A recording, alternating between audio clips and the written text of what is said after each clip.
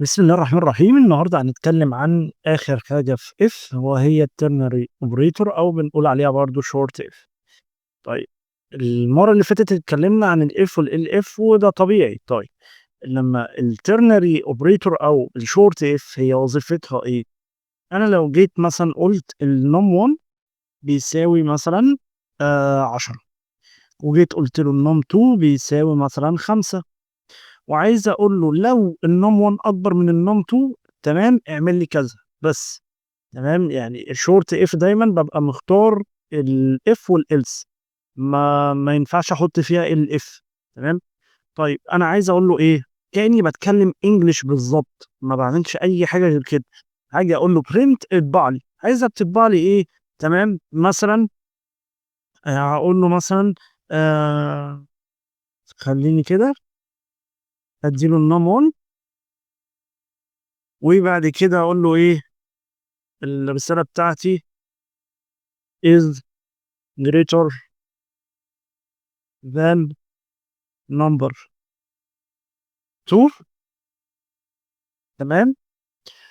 و أو ممكن أقول له إيه، بدل ما أقول له number 2 أنا ممكن أدّي له إيه الnumber على طول num 2 بالمنظر ده.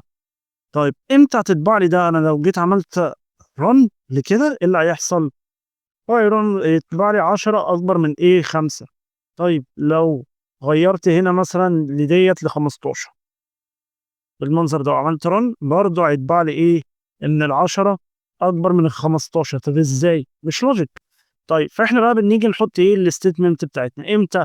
اعمل لي ده إمتى بالضبط if لو الnum1 ماله أكبر من إيه، الnum2. تمام. طيب من غير نقط من غير أي حاجة. تمام. كلها على line واحد عشان كده بنسميها short if. لحد كده واسكت؟ لأ، لازم أدّي له الelse بتاعتي، الelse بتاعتك لو غير كده اطبع لي نفسها. تمام، خلّيها copy paste وبدل greater than خلّيها less than بالمنظر ده. تمام. لو جيت عملت run تمام، طبع لي إيه biologic إن ال10 أكبر من مين، الإيه is greater than 5. تمام. لو دي كبرتها خليتها 15 وجيت عملت run هيطبع لي إيه، إن ال10 is less than إيه 15. تمام. فبقت الموضوع بالنسبة لي logic جميل جدًا. طيب تعالَ بقى بدل ما كنا بنحط set القيم هنا، طب ما إحنا اتعلمنا input، تعالَ نعمل إيه، نحطهم input عشان يبقى الapplication بتاعنا more dynamic، نبقى علينا المستوى. هاقول له input مثلًا أقول له إيه enter number 1 وهاخدها دي برضه copy عشان أسهّلها على نفسي وenter number 2 ونيجي نعمل run. تمام. هيقول لي دخّل الرقم الأولاني تمام 10، دخّل الرقم التاني 20. تمام. إيه اللي حصل؟ قال لي إن ال10 less than إيه 20. جميل جدًا. طيب نعمل run تاني وندخّل مثلًا وليكن 50 والنمبر التاني 30. تمام. قال لي 50 is greater than إيه 5. فجميل جدًا. هو بالنسبة له تمام، عرف لي إيه، عمل لي المقارنة. طيب لو جينا أصلًا هنقع في خدعة كبيرة جدًا، إيه هي؟ لو جيت قُلت له مثلًا بدل ما آجي أقول له ممكن آجي أقول له حاجة، أقول له print لtype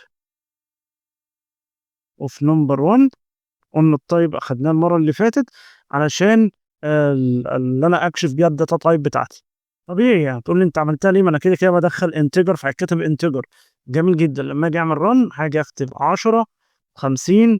تمام. قال لي إيه، قال لي أول حاجة class str إيه ده؟ ده string؟ هاجي أقول لك عشان الinput بياخد منّي string.